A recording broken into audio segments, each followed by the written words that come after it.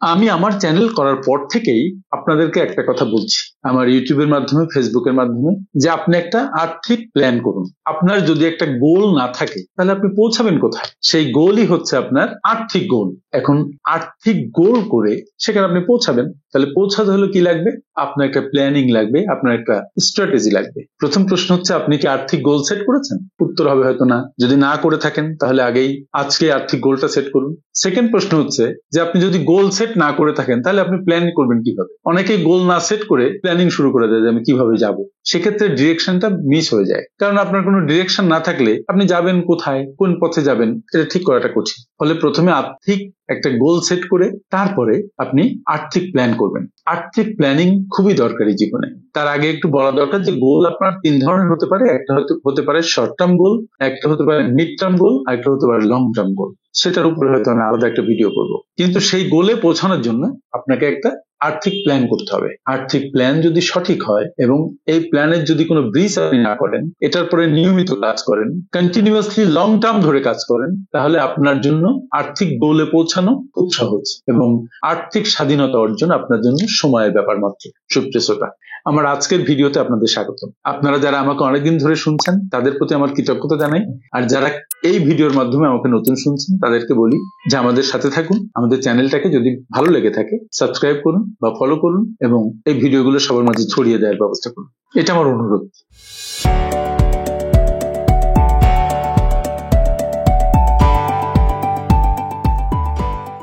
যাই হোক, বলছিলাম যে আপনি আর্থিক প্ল্যান করেছেন কিনা। তার আগে দরকার কি সেটা আমি বলেছি, যে আপনার গোল সেট করা হয়েছে কিনা। আপনারা যারা কেবল চাকরি শুরু করেছেন বা অনেকদিন ধরে চাকরি করছেন কিন্তু কোনো ধরনের কোনো আর্থিক প্ল্যানিং নাই, কোনো ধরনের কোনো গোল সেটিং এর ব্যাপার নাই, তারা দ্রুত কাজ শুরু করুন।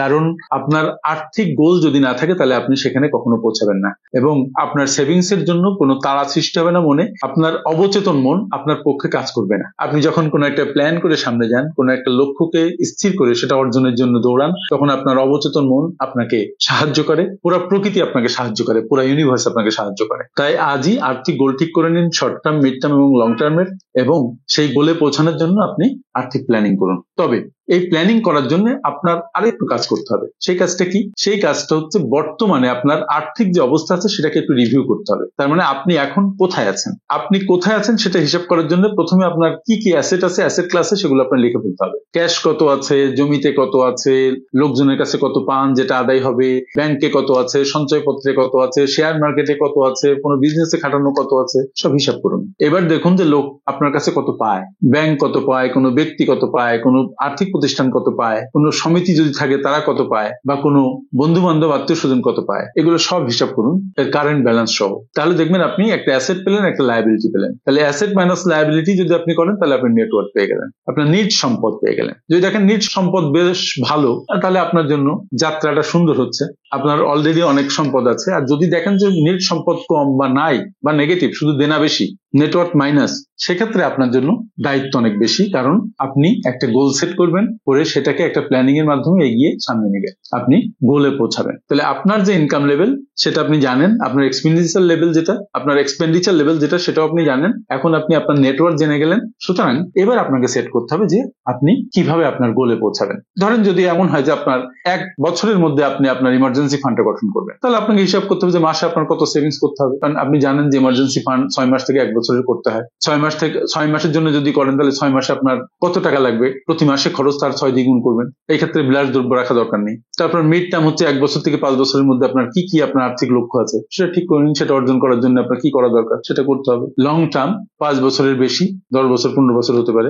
সেই ক্ষেত্রে আপনার গোল কি? আপনি বাড়ি কিনবেন নাকি গাড়ি কিনবেন, নাকি বাচ্চাকে বিদেশে পাঠাবেন, নাকি গ্রামে একটা বাড়ি করবেন, এরকম অনেক ধরনের বিষয় থাকে, নাকি আপনি হজে যাবেন। তার মানে গোল আপনি যেভাবে সেট করবেন সেই অনুপাতে আপনি প্ল্যানিং করবেন, আপনার খরচকে নিয়ন্ত্রণ করবেন, সেভিংস করবেন, ইনভেস্টমেন্ট করবেন এবং এটা কন্টিনিউয়াসলি করতে থাকবেন। একসময় আপনি সেখানে পৌঁছে যাবেন। কিন্তু সমস্যাটা হচ্ছে শুরু করাটা নিয়ে। আমি বলেছি যে আপনি আপনার ইনকাম লেভেল জানেন, এক্সপেন্ডিচারও জানেন, কিন্তু যদি লক্ষ্যে পৌঁছাতে চান তাহলে এক্সপেন্ডিচারটাকে আপনাকে টাইট করতে হবে। টাইট করতে হবে বলতে কি? আপনি আননেসেসারি এক্সপেন্ডিচার কমিয়ে দিবেন, নেসেসারি এক্সপেন্ডিচারের প্রতি ফোকাস করবেন। কারণ আপনার ইনকাম তো লিমিটেড, যত চেষ্টাই করুন না কেন রাতারাতি ইনকাম বাড়বে না। যেহেতু ইনকাম লিমিটেড, ফলে এক্সপেন্ডিচারের প্রতি খুব কেয়ারফুল না হলে আপনি লক্ষ্যে পৌঁছাতে পারবেন না। অনেক প্লেজারকে আপনাকে ত্যাগ করতে হবে, অনেক আরাম আয়েশকে আপনাকে ত্যাগ করতে হবে, আপনার অনেক পরিশ্রম করতে হবে। আপনার একটা মাত্র ইনকাম সোর্সের উপর নির্ভর করলে হবে না, একাধিক ইনকাম সোর্স তৈরির চেষ্টা করতে হবে।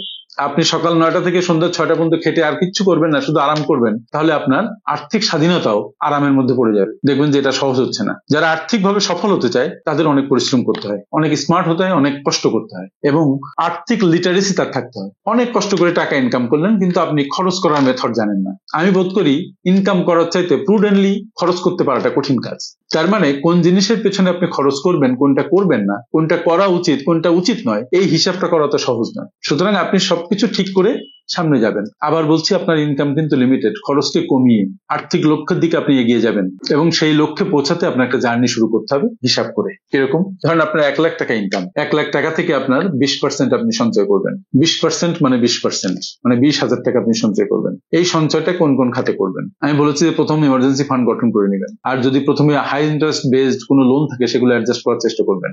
আপনার চেষ্টা করবেন ঋণ মুক্ত থাকতে, কারণ ঋণের যে রেট অফ ইন্টারেস্ট, আপনার ইনভেস্টমেন্টের যে রেট অফ ইন্টারেস্ট, তার চাইতে ঋণের রেট অফ ইন্টারেস্ট অনেক বেশি। কেয়ারফুল থাকতে হবে, আপনার 4টা চোখ খোলা রাখতে হবে। 4টা চোখ আমাদের নাই, আমি বেশি দৃষ্টির জন্য বলেছি। সুতরাং আমার কথা হচ্ছে, আপনি যদি শুরু করে না থাকেন, আজই শুরু করবেন। এটা আমার জন্য নয়, এটা আপনার জন্য, আপনার ভবিষ্যতের জন্য, আপনার বাচ্চা কাচ্চার জন্য। নচেত যেটা হবে সেটা হবে যে আপনি রিটায়ার করে যাবেন, দেখবেন যে ঋণের পাহাড় জমে আছে, অথবা রিটায়ার করে যাবেন, দেখবেন যে দায় দেনা আর সম্পদ সমান সমান। তখন আপনি কারো কাছে কদর পাবেন না, নিজের কাছে আপনার ভালো লাগবে না। রিটায়ারমেন্টের পরে চলবেন কিভাবে? চলতে গেলে তো বাচ্চা কাচ্চার উপর নির্ভর করতে হবে। নির্ভর করাটা খারাপ কিছু নয়, কিন্তু যদি আপনার বাচ্চা কাচ্চা আপনাকে লালন পালন করতে না চায়, যদি তারা সামর্থ্যবান না হয়, তখন আপনার কি হবে?